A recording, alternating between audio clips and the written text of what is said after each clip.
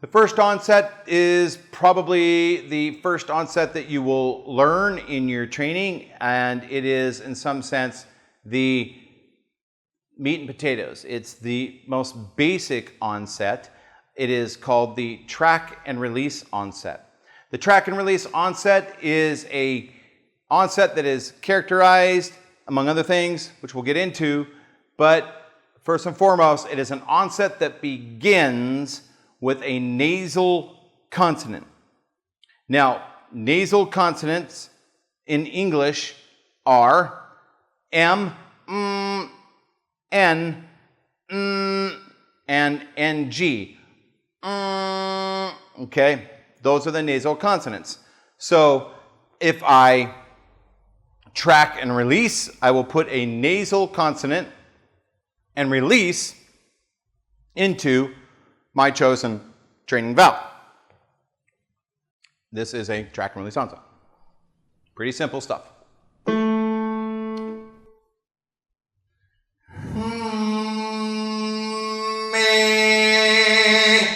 All right, I chose to use the nasal consonant M, and I chose to release into the training vowel A. I'll do another one.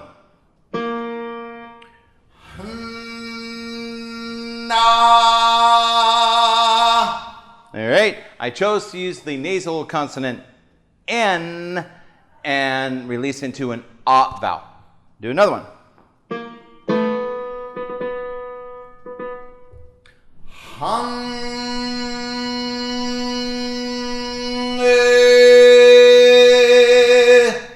All right, I chose to use the nasal consonant NG, as in sing a song, and I chose to release into the curbing vowel, Now, you can release into any vowel on the track and release onset. I was just choosing those vowels randomly to make my point that you can use just about any vowel.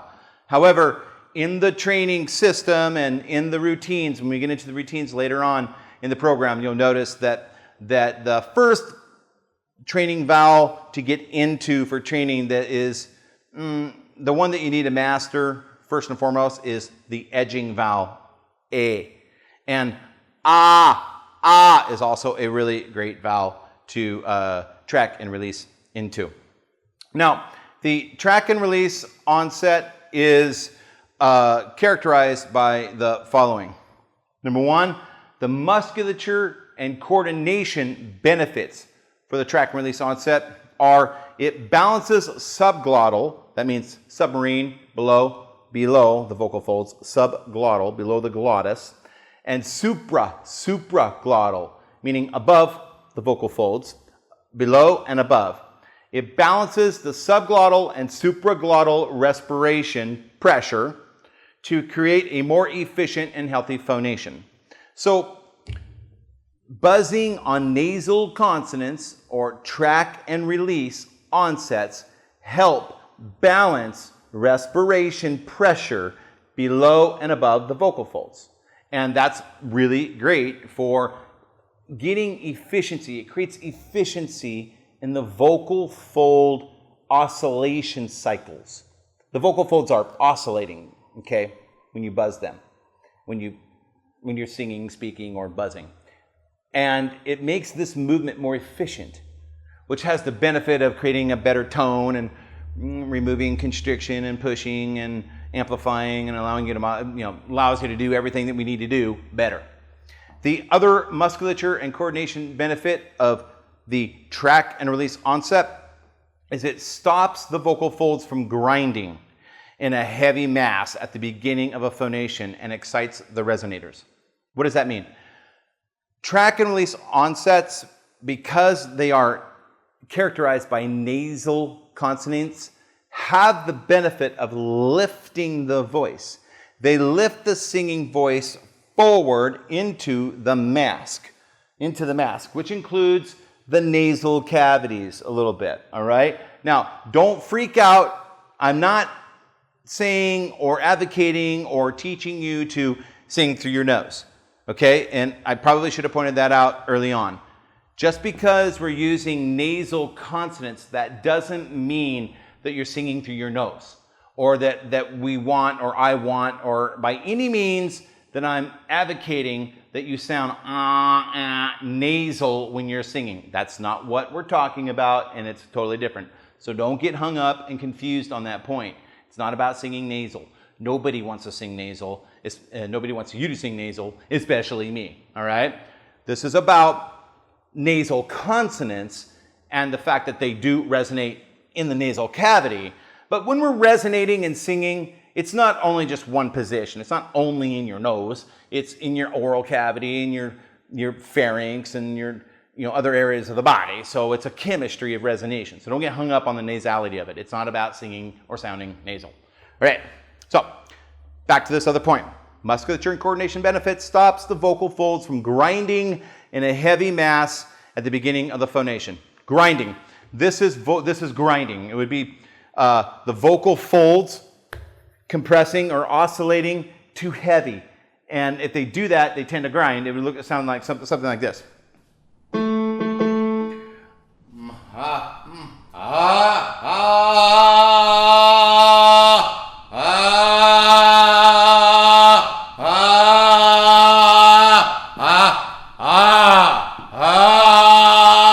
All right. Now, I'm kind of exaggerating to make my point, but that would be grinding. And there are a lot of students and a lot of beginning trained students, some of you out there, because of your speaking voice, because of bad habits in your speech mode, you have a tendency, some of you, not everybody, but some people have a tendency to grind on the vocal folds. It's too throaty, it's too grindy, it's too heavy, and it's going to hurt you. And it's probably one of the first things, or the primary things, that are getting in the way of your ability to have agility and freedom to sing and get through the passaggio and bridge and connect and do the things that we're trying to do. So for everybody, for all of us, but especially individuals that are kind of grinding on their speaking, and therefore it's carrying over into the singing, the track and release onset with the use of the nasal consonants is great vocal therapy. It's great vocal rehabilitation. It's great vocal health. If you want your singing voice and your speaking voice to improve, to be more top down, more resonant, more buzzy, less fatiguing, then track and release onsets, in addition to all the benefits it does for singing, will really heal your voice. And those of you that are grinding need to heal or rehabilitate your voice.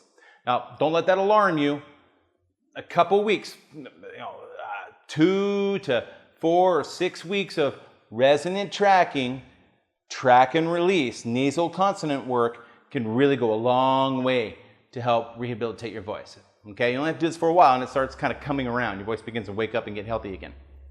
So that's a little side comment about vocal health, but that's one of the benefits of the track and release onset. It's really coming from the nasal consonants. The nasal consonants are the piece that's making it good vocal health.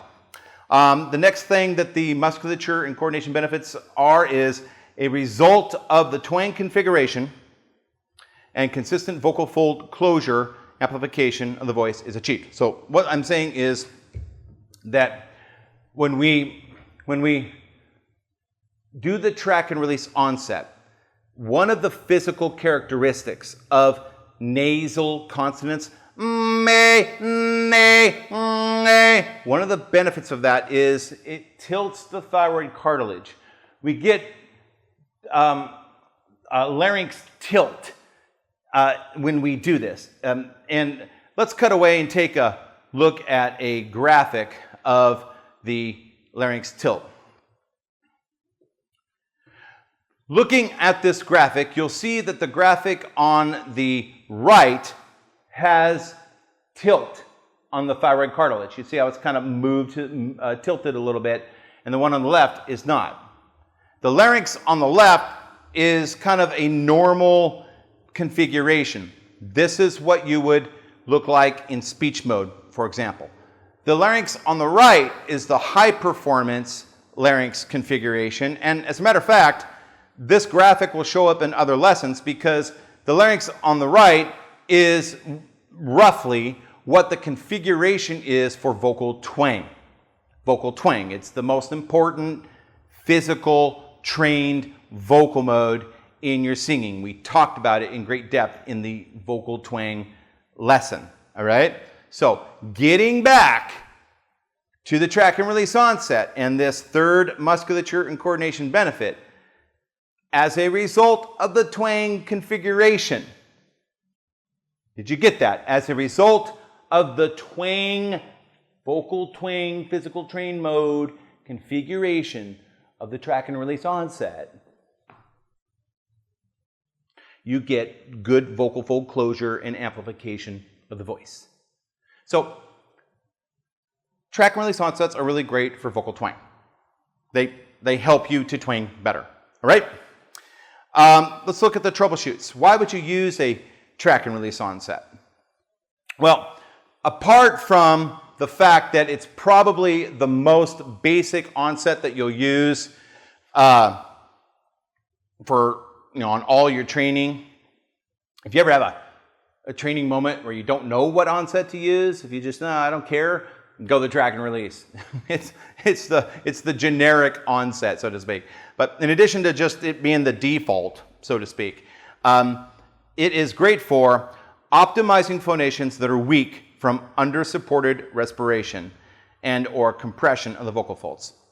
What that means is if you have a hard time getting vocal fold closure, if your vocal phonations are windy and you're having a hard time twanging, then the track and release onset, because it tilts the thyroid cartilage and everything we just spoke about, is really great for helping you to get vocal fold closure. All right?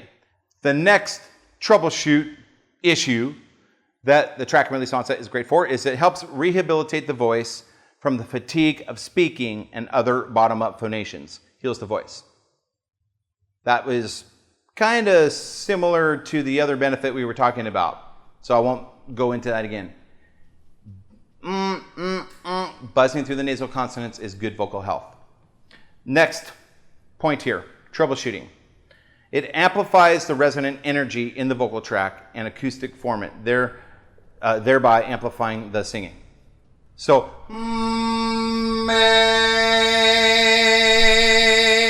the efficiency and optimization I get on my vocal folds by starting with a nasal consonant results in a very healthy, amplified vocal tone for my training and my singing. Now, if we go down to the next table here, I gave you an example of what the track and release onset looks like. With this table, you can see that we're putting the M, the N, and the NG in front of a training vowel. And you notice that I'm starting with A, but I'm pointing out that you can do other vowels. I already demonstrated that, so we won't cover that again. On to the next table. The track and release workflow. So for practicing this, real simple. Here's the steps. Match frequency. Find the note. So get your cueing device. Could be a pitch pipe, could be an application on your iPhone, might be your keyboard. Get your cueing device and give yourself a cue. Give yourself a note. Typically you want to start low and work your way up chromatically. Engage respiration and engage compression or resonant tracking through the nasal consonant.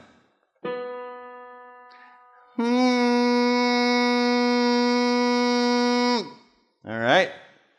I'll do it again with the N. And again with the NG. All right. Now, here's another important point before I move on to the embouchure. Make sure that the nasal buzzing in the track and release onset tickles the touch point. So on an M, it needs to vibrate and tickle your lips. Okay, it has to be a buzz. it's not a hum. It's not a dark, woofy hum.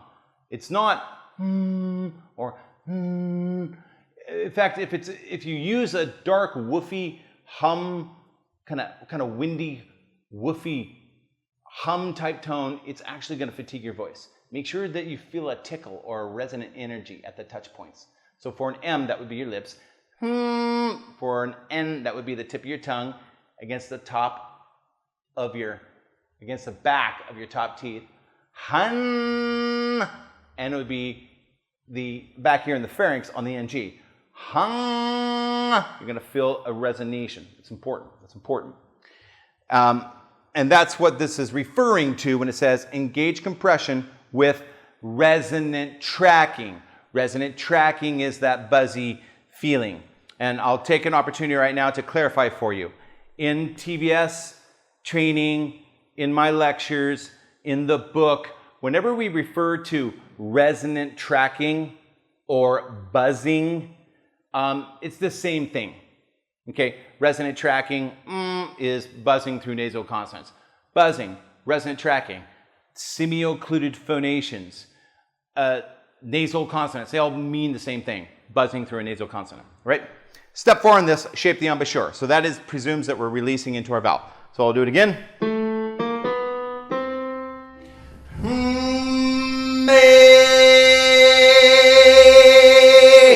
Make sure you get a good embouchure.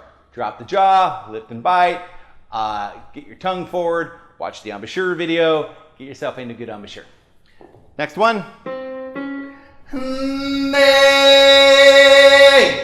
And another one last one. Using the NG into, say, maybe an ah vowel.